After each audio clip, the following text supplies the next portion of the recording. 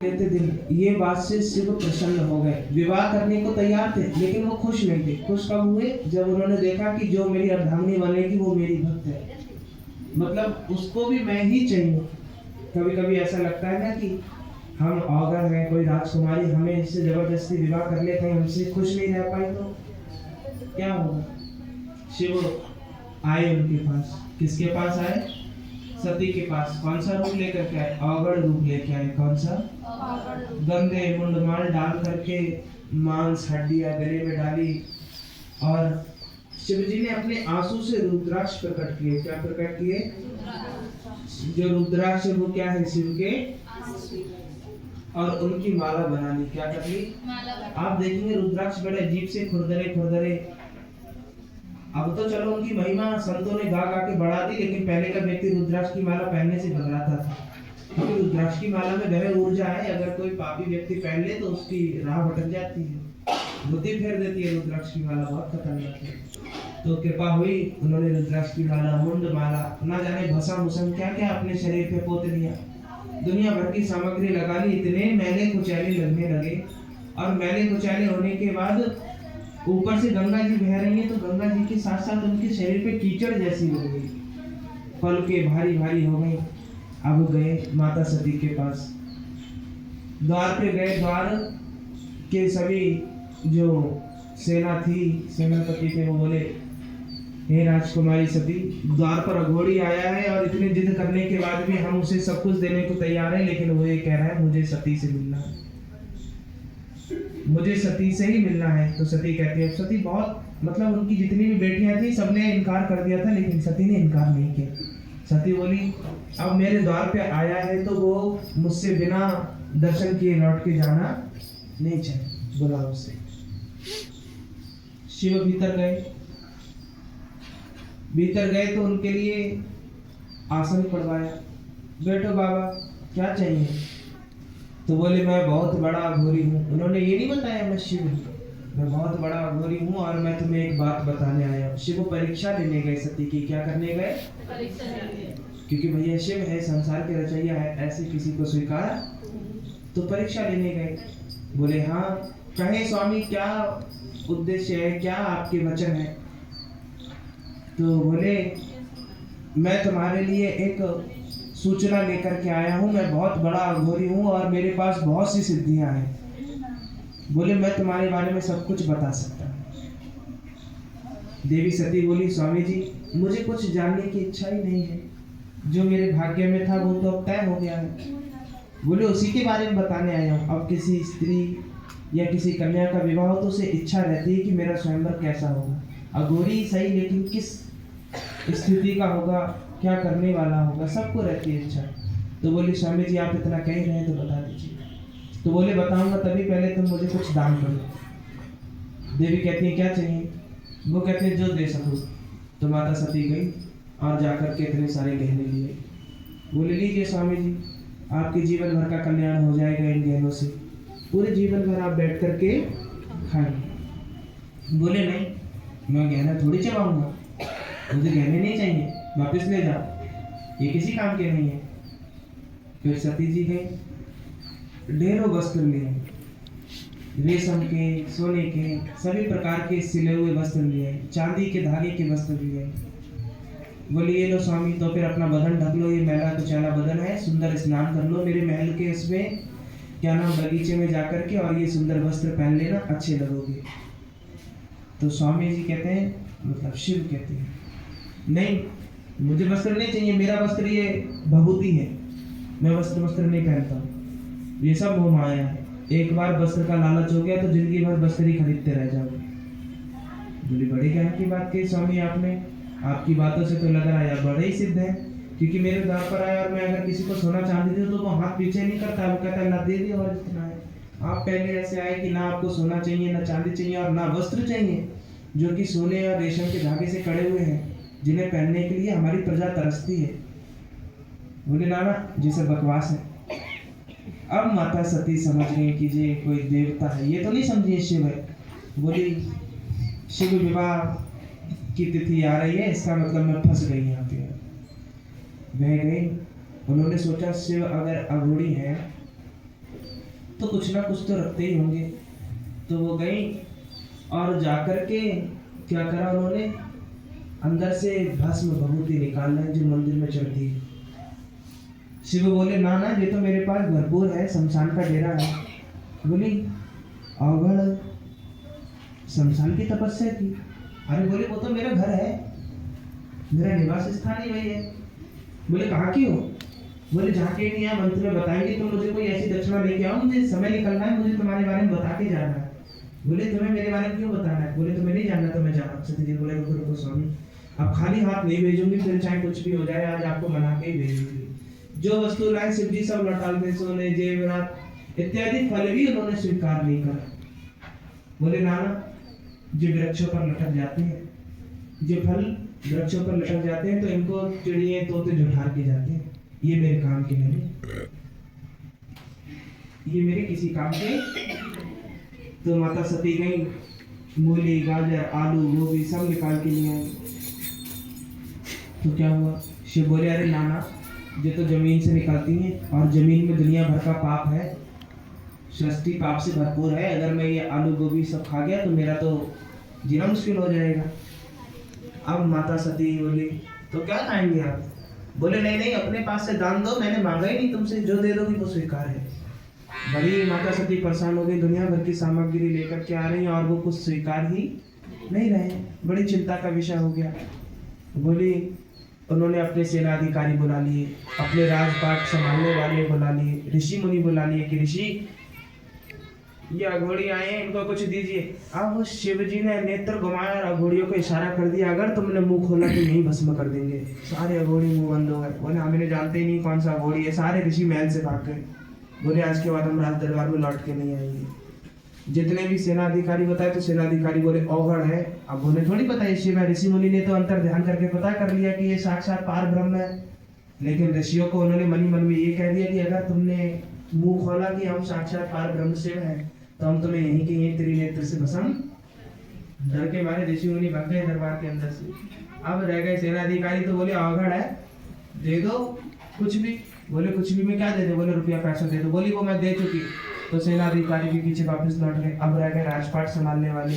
तो राजपाट अब कहते हैं तुम्हारे यहाँ कोई मंत्री नेता आए तो उसके मन में केवल रुपया रुपया घूमेगा, केवल रुपया। बोले एक काम करो, इसके बारे में खोजबीन करो और इसकी कुटिया को सोने चांदी की ईंटों से जड़वा दो, बात खत्म। तो बोली बाबा तुम्हारा महल बनवा दे। बोले महल से क्या मिलेगा मुझे, है चटूंगा मैं महल को सोने की ईंटों को। तुम्हारा इतना बड़ा महल है, तुम्हारे महल के कोने में अगर मैं जाके उंगली लगा दूं तो अभी इतनी ढेरों ढूंढ निकल आएगी, फिर चाहे तुम्हारे महल में सैकड़ों नौकर क्यों ना हो। बोली बात बड़ी दिमाग वाली कही है कि महल रखने से भी कोई फायदा नहीं है, पूरे महल में बिछ के थोड़ी सोना है, सोना तो एक ही कोने में है, पूरे महल का कोई फायदा नहीं है। बोले खुद ही सोचो, तुम इतनी दिमागदार हो और तुम ऐसी बातें कर रही हो। अब ये क्या चल रही है, सती जी की परीक्षा। अब जब तक शिव देने को तो भरपूर है, लेकिन शिव थोड़ी सी परीक्षा लेते हैं। जैसे सभी देवता रुला देते हैं ना, शिव रुलाते नहीं लेकिन परेशान करते हैं कि वो ये देखते ही कहीं ये आगे चल के भटकेगा तो नहीं। शुरू शुरू में सब भक्ति करने को हाँ कर देते हैं, लेकिन एक समय के बाद सब उब जाते हैं। बोले भटकेगा तो नहीं, तो सती जी की परीक्षा ले रहे हैं। अब सती जी गई, बोले अघोड़ियों को जब इतना ही शमशान पसंद है तो उन्होंने कहा हम तुम्हारे लिए दिव्य शमशान बनवाएंगे जहाँ सृष्टि के सभी जितने भी वो होंगे, क्या कहते हैं ये लाशें, जितने भी शव आया करेंगे मृत्यु वाले, ये तुम्हारे ही शमशान में जला करेंगे और तुम उनकी क्रिया, तो शमशान तुम्हारे। तो बोली क्या चाहिए? तो बोली एक काम करो, मेरी प्रजा में से जाकर के तुम्हें जितनी जमीन चाहिए ले लो। बोले ये जमीन भी तो मेरी है। बोले मेरी प्रजा की जमीन तुम्हारी कैसे है? बोले वो मैं तुम्हें बाद में बताऊंगा, लेकिन मुझे जमीन मिलनी चाहिए, ये पूरा सब कुछ मेरा ही है। तो बोले नहीं, भगवान भोलेनाथ का एक वृक्ष है, कल्प वृक्ष, वहां जाकर के अगर तुम्हें कोई मनोकामना मांगनी है तो मांग लो। बोले वो कल्प वृक्ष तो मैंने ही दिया है। बोले अब बड़ी तंग हो गई, माथा ठोकने लगी, माथा पीटने लगी। अरे दीनानाथ, शालिग्राम भगवान का ज्यादा जस था। सत्यनारायण भगवान का नाम लिया और बोली हे विष्णु, कहाँ फंसाया तुमने मुझे ब्रह्मजाल में? इस ब्रह्मजाल में ऐसा मत फंसाओ कि मुझे कुछ सूचना ही ना मिले। तो उनको विष्णु जी साक्षात प्रकट होते हैं। कौन प्रकट होते हैं? और अकेले में प्रकट होते हैं। और ये बात शिव जी को पता चल जाती है कि हाँ, हमारे माता श्री, हमारे हृदय के टुकड़े हमारी ही परीक्षा भंग करने आए। फटाफट अंतर ध्यान होकर के विष्णु जी के समक्ष पहुंच गए। अगर आपने इनको कोई सुझाव दिया तो विष्णु जी आज के बाद तुम्हारी मेरी बोलचाल नहीं रहेगी। विष्णु जी वापस लौट गए उल्टे पांव। सती जी बोले अरे स्वामी कुछ बताते जाओ। बोले फिर आएंगे जब तुम्हारा विवाह हो जाएगा तुम्हें आशीर्वाद देने, अभी तुम अपना काम अपने आप संभालो। सती जी अटक गई। बोली संसार का पालनहार ही मेरा नहीं हुआ, पता नहीं क्या है इस अघोड़ी में, कौन सी माया जाल फेर करके आया जो देवता इसके नहीं हुए। एक एक करके सती जी सब देवता को, वो साक्षात जगत जननी है, देवता भी उनकी बातें सुनने को तैयार। तो देवताओं को ये थोड़ी पता कि शिव इनके सामने खड़े हैं, वो तो शिव सबको सूचना दे रहे हैं कि मैं यहाँ पर हूँ। तो सूर्य नारायण भगवान अपने 7 घोड़ों के साथ उतरे। है माते किम कारणवश तुम चिंतन में डूब गई हो, मतलब क्या कारण है जो तुम इतना उदास हो गई हो? तो बोले स्वामी अघोड़ी आया है राज दरबार में, एक पहर से लेकर के दोपहर हो गई है, लेकिन समझ नहीं आ रहा कि इसको क्या दान चाहिए। मैं इसको सब कुछ देने को तैयार हूँ। तो दीनानाथ अपने रथ से उतरने ही वाले थे, उतनी देर में शिव फिर से अंतर ध्यान हो गए। बोले अगर रथ पर से उतरे तो घोड़े वापस ले जाऊंगा, यही धरती में फंसे रह जाओगे। ना घोड़े लिए वापस लौट गए। बोले सत्यनारायण भगवान की जय। बोले उल्टे पांव लौट गए। बोले हे दीनानाथ कुछ बताते जाओ। बोले जब तुम्हारा विवाह हो जाएगा तब आशीर्वाद देने आएंगे। बोले जय भी भगवान हमारे नहीं हुए। अब चंद्रदेव अपने वायु तेज गति से उतरे। तेज गति से जब उतरे तो चमकते हुए उतरे। शिव को पता चल गया हाँ हमारे मोड़े पे विराजने वाले अब हमारी चुगली करने आ रहे हैं। फिर से शिव अंतर ध्यान हुए। बोले अगर तुमने कोई मुंह खोला या कोई सिद्ध उपाय बता दिया, बोले हम तुम्हें अपने मोड़े से उतार के धरती पर पटक देंगे। चंद्रमा वापस लौट गए। बोले हे स्वामी कुछ तो बता जाओ। बोले जब तुम्हारा विवाह हो जाएगा आशीर्वाद देने आएंगे। सारे देवता नकारते चले गए। तो बोले अब बचा क्या है? अब केवल एक ही आस बची है। अब उन्होंने किसको याद किया? अपने स्वयंवर को याद किया। किनको याद किया? बोली हे पार ब्रह्म, हे स्वामी, हे मेरे अर्धांग, हे मेरे स्वयंवर, विनती करती हूँ कि सारे देवता मुकर गए हैं, लेकिन आप ही का अवगुण है, आप ही समझाओ कि इसको क्या चाहिए। तब बुद्धि में एक ख्याल आता है कि मैंने इनको फल दे दिया, वस्त्र दे दिए, सब कुछ दे दिया, लेकिन मैंने इनसे अन्न के बारे में तो पूछा ही नहीं। फल तो अन्न में नहीं आता है, फल तो फल हो गया, ये तो मिठास का, लेकिन मैंने इनसे अन्न के गेहूं चावल के बारे में तो मैंने इनसे इतनी देर से सती जी की बुद्धि में नहीं आया, लेकिन शिव को याद करते ही उनको हल मिल गया। इसलिए कहते हैं कि शिव को याद करा करो, कभी किसी परेशानी में फंसोगे। इतनी देर से दुनिया भर के देवता को याद कर लिया। चाहते तो विष्णु जी बोल करके उनकी बुद्धि में ये बात भर सकते थे, लेकिन नहीं, क्योंकि हल किसी के, जो शिव परीक्षा ले उसका हल देवताओं के पास भी, उसका हल उन्हीं के पास होता है। बुद्धि प्रकट हुई उनके, मतलब मस्तिष्क में ऐसा विचार आया कि मैं एक बार पूछती हूँ स्वामी क्या अन्न चाहिए। तो वो गई और चांदी के कटोरे में थोड़े से चावल ले गई और थोड़ा सा उनको अन्न और दिखा दिया कि दाल। तो अरहर की दाल शिव ने नकार दी। बोले तो शिव को कभी भी अरहर की दाल का, किसी भी देवता को अरहर की दाल का भोग वर्जित है। अरहर की दाल, देवताओं को अगर अरहर की दाल भोग लगा दी तो घर में कलेश होना निश्चित है। फिर देवी के मतलब कि मस्तिष्क में विचार आया कि बैगन का तो रंग ही शिव के जैसा है, मैं इन्हें दूंगी तो चुन गए तो आर लो। तो देवताओं को बैगन भी स्वीकार नहीं है। पत्ता गोभी देवताओं को कभी भोग नहीं लगानी चाहिए, क्योंकि पत्ता गोभी में कीड़े पड़ जाते हैं। फूल गोभी कभी देवता को स्वीकार नहीं है, क्योंकि उसके बीच में सुनियाँ पड़ जाती है। तो कौन कौन से अरहर की दाल, बैगन, पत्ता गोभी और फूल गोभी कभी भी किसी देवताओं को भोग नहीं लगानी चाहिए, ये सबसे बड़ा पाप है। अब बात क्या रह गई? देवी बोली तो स्वामी अब अंतिम वस्तु मेरे पास केवल ये 2 अन्न है, गेहूं और चावल। शिव जी ने अपनी झोली फैला दी। बोले जय चाहिए मुझे, मतलब परीक्षा में सती जी सफल। तो सती जी का उस दिन से नाम क्या पड़ा? अन्नपूर्णा। सती जी का नाम, पहला अवतार जिसे हम मतलब बिनामरी देवी के बाद जो मुख्य अवतार जो आज के समय में लिए जाते हैं, उसमें से पहला अवतार माता सती का कौन सा कहलाया? अन्नपूर्णा, जो कभी अन्न की कमी होने। अब शिव जी को अन्न मिल गया और शिव जी की झोली अन्न से मर गई, इसका मतलब धन से भर गई। तो अन्न धन उनके पास भी आ गया। तो उन्होंने अपने उसी रूप में आए जिस रूप में थे। अभी तो मैंने कुछ चले कीचड़ जैसा रूप था, लेकिन पल भर के अंदर वही रूप उसी रूप में है, भस्म लगी है, लेकिन देही इतनी सुंदर होती चली गई कि वो कीचड़ उचड़ सब गायब हो गई। नेत्र एकदम सफा, तिरछे नेत्र, एकदम कटाक्ष, जिनको देख करके मोहित हो जाए। बहुत सी ऐसी चीजें थी, हाथ एकदम लाल हो गए अंदर से और पीछे से नीले पड़ गए, क्योंकि अमृत पिया था, हाथ नीले पड़ गए। और देवताओं ने अमृत पिया था, जो गोरे गोरे विष्णु थे वो भी नीले, अमृत का असर था ये सभी देवता। इसलिए सभी आप देखेंगे चित्रण में जितने देवता नीले दिखते हैं, वो यही कारण है, अमृत और विष की वजह से। और ये जब कृपा हुई और देवी ने देखा कि अरे स्वामी मेरे पास आए, वो अपने पिता को बताने गई। उतनी देर में शिव जी अपने कदम से वापस, क्योंकि शिव जी कभी दक्ष को स्वीकार नहीं करना, अगर दर्शन मिल जाते तो दक्ष को मोक्ष मिल जाता। लेकिन शिव मन में ठान चुके थे कि विवाह होने के बाद कोई अगर घटना हुई तो उन्हें दक्ष प्रजापति को श्राप देना ही देना है। ये बात हुई, विवाह की तिथि निकट आई, सारी जोर तोर से तैयारियां हुई, लेकिन दक्ष के मुख पर एक भी प्रकार की मुस्कान कि मेरी कन्या का विवाह होने वाला है, अब ये मुझसे विवाह हो जाएगी, ना उदासी आई है ना प्रसन्नता आई है, एक बराबर है जैसे मैं इस विवाह से खुश। क्योंकि दक्ष का कहना था कि मेरी पुत्री का विवाह राजा धीराजा क्या होना चाहिए, बड़ी गुणवान है, कोई कमी नहीं है, लेकिन एक अघोड़ी की। फिर शिव के पास दूसरे दिन आए। कब आए? फोन। अब दूसरे दिन किसकी? अब सती जी की जो परीक्षा थी, वह परीक्षा थी परिवार योग्य। किसकी परीक्षा? अभी तक तो ये दान दक्षिणा देने में दयालु रही, अब ये देखते हैं कि परिवार को संभालने में कैसे रही, क्योंकि मेरे तो सारे रिश्तेदार ही भूत हैं, कहीं जो उनसे चिढ़ ना जाए, कहीं अगर मैं कैलाश पर्वत से किसी भक्त को दर्शन देने चला गया, ये किसी भूत पिशाच को नुकसान ना पहुंचा दे। तो वह अब उनकी द्वितीय परीक्षा लेने आए। क्या करने आए?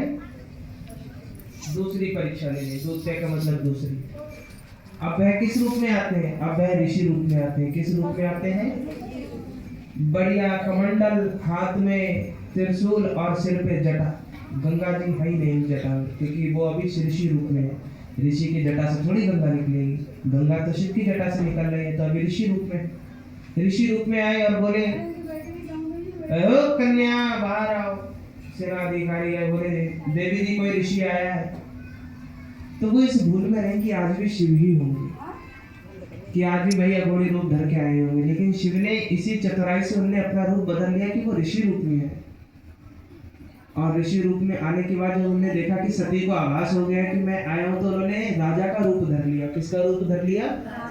जैसे कितना बलवान, और अपने जितने भी भूत पिशाच थे उनका रूप बदल के ऐसा कर दिया जैसे कितनी विशाल हाथी घोड़े और सेना के साथ कोई राजा उनके महल में आया है। अब तो राजा दक्ष प्रजापति बड़ी बड़ी थार के साथ आरती की थाल लेके पहुंच गए। अरे कोई महाराजा आया है, चलो चलो स्वागत करो। अघोड़ी का स्वागत नहीं हुआ राजा दक्ष से, लेकिन राजा का स्वागत करने सुंदर नील कमल घोड़े के साथ बैठे। बोले आइए स्वामी पधारिए, महल में पधारिए। इधर से दासियां फूल बरसा रही हैं, उधर से दास फूल बरसा रहे हैं।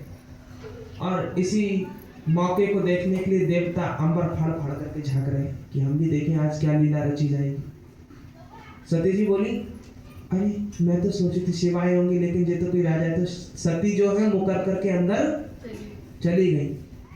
सती जी मुकर के अंदर चली गई, बोली मुझे बातें नहीं करनी। उनकी 9 कन्याओं के लिए आसन पड़ गया। बोले हम करेंगे जो नहीं करेंगे, तो हमें एक से पसंद कर ले, लेकिन वो शिव है। अब सती को थोड़ी आभास होगा कि भूत इतने सुंदर भी हो सकते हैं, इतना सुंदर रूप सेनापति की तरह आएंगे, एकदम गोरे लाल टमाटर जैसे गाल। रूप बदल गया सबका, क्योंकि ये शिव का चमत्कार था, माया थी। ये कृपा हुई। फिर कृपा के साथ साथ माता सती को जैसे तैसे करके ला करके महल में बिठाया गया। आकर के देवी जी बैठी और आसन लिया। तो सारी कन्याओं के लिए तो सादा आसन थे, मतलब इतने इतने चौड़े, बिना पीछे के। लेकिन सती जी राजा दक्ष की चाहिए थी पुत्री जी तो उनके लिए स्वर्ण सिंहासन था। अपने पिता के बगल में बैठी, माता के इधर बैठी, तो उन्होंने कहा कि पिताश्री ये रिश्ता मुझे स्वीकार नहीं, अगर मेरी बहनों में से किसी को स्वीकार हो तो उसे करा दो। तो राजा दक्ष बोले कैसे भी करके इससे आज हाँ करवा लीजिए, घोड़ी के पास ना जाए। बोले कोई बात नहीं पुत्री, बात करते हैं। शिवजी ने इसी मौके का फायदा उठा लिया, बैठे, बोले राजा दक्ष मैं आपको प्रणाम करता हूँ। राजा दक्ष की बोले ना समाई कि कोई राजा मुझे प्रणाम कर रहा है, मतलब मेरा बहुत नाम है। बोले खुश रहो पुत्र, कहाँ के राजा हो? अब वो माया भी है, ऐसा कोई स्थान का नाम है तो नहीं। कुंभ के राजकुमार बताया उन्होंने। क्या बताया? कुंभ के राजकुमार। लेकिन राजा दक्ष बोले ये राज्य कहाँ पर है? हम तो पूरा विश्व घूम चुके हैं, लेकिन हमें अभी तक ऐसा कोई साम्राज्य दिखा नहीं, ऐसा कोई साम्राज्य ना हमने सुना। ये कहाँ पर है? बोले आप जब दक्षिण और पूरब की ओर बढ़ेंगे तो उसी बीच में ये कुंभ राज्य पड़ता है। कौन सा राज्य पड़ता है? कुंभ राज्य। बोले वहीं पर मैं महाराज रूप में अपनी आसन को और गद्दी को संभालता हूँ। बोले अच्छा। बोले बहुत बढ़िया बात। तो राजा दक्ष बड़े चतुर थे, उन्होंने क्या करा, उन्होंने अपना एक सेनापति भेज दिया ये देखने के लिए कि ये राजा का है भी नहीं। सेनापति देखने गए तो शिव ने समझ लिया, तो शिव ने क्या करा, अपनी भूतों की सेना को साम्राज्य में बदल के वहां भी खड़ा। अब वहां सैकड़ों घर हो गए, इतना ऊंचा महल कि 7 भवन में ऐसा महल ना हो, देखने लायक। बोले स्वामी ऐसी लीला कर रहे हैं कि देखने योग्य है। इतना सुंदर महल, इतने सुंदर सुंदर घर, इतने सुंदर नार नारी है कि साम्राज्य में किसी के इतने सुंदर नर नारी है नहीं। सबके साम्राज्य में काले भुट्टा जैसे भुजे हुए साम्राज्य में नर नारी है, लेकिन शिव के साम्राज्य में गोरे चिट्टे सुंदर एकदम केश देखने लायक हो, क्योंकि शिव की माया है और शिव की माया सबसे निराली है। भोले भाले हैं तो भोले भाले ये नहीं देखते कि हमें कैसा बनाना है, वो कहते हैं एक ही बार बनाऊंगा, लेकिन ऐसा बनाऊंगा कि दुनिया याद करेगी। बड़ा सुंदर वचन लगा। आगे बढ़े, माया के साथ साथ काया भी बदल के रख दी उन्होंने। जो भूत देख करके मनुष्य डर जाता था, वही मनुष्य देख करके एक दूसरे से गले मिलने। जो नारियां कभी भूत पिशाचियों को हाथ नहीं लगाना चाहती थी, वो डंकनियों के हाथ देख रही, कितनी कोमल है तुम्हारे, तो कहाँ से आई हो, अप्सरा हो कहेंगी? बोले हाँ अप्सरा हूँ। सही बात है, अप्सरा हूँ, अप्सरा ही रहना चाहूंगी मैं। बोली बड़ी कोमल हाथ है तुम्हारी, मैं तुम्हें गले लगा सकती हूँ। गले लगाए। बोली अरे तुम्हारा बदन कितना कोमल है, जैसे मखमल हो। तो डंकनी मनी मन सोच रही अभी असली रूप में आ गई, तुझे अभी जो मुझे गले लगा रही जय मेरे से इतनी दूर चली जाएगी कि देखने लायक नहीं रहेगी। कम से कम रात में ये मुझे सोच सोच के डर डर के रोती। बोली हे दीनानाथ, ये मौका भी बार बार नहीं आता है कि लोग भूतों को याद करें। आपकी दया दृष्टि से हम भूतों का भी बड़ा अच्छा मान सम्मान होना शुरू हो गया है। अब दीनानाथ ऐसे हैं कि वो किसी को भी अपनी शरण से दूर करना नहीं चाहते। तो बोले देवताओं की जब दया दृष्टि हुई, देवताओं ने देखा और देवता बोले स्वामी ये कैसे, मतलब अंतर ध्यान होकर शिव से प्रसन्न कर रहे हैं कि स्वामी ये साम्राज्य एक दिन में कैसे बना? बोले इसका भी मैं तुम्हें वर्णन बताऊंगा कि मैंने चुटकी में ये साम्राज्य कैसे बनाया। तो बोले जी स्वामी मुझे जरूर बताइएगा। अब हमें अभी उस कथा में भी चलेंगे जहाँ पे वो 3 जो राजा थे जिनको तिरुभुवन में महल प्राप्त था, उनका वध कैसे हुआ। ठीक है, उसके बारे में बताएंगे। एक तो तारकासुर है जिसका वध करेंगे कौन?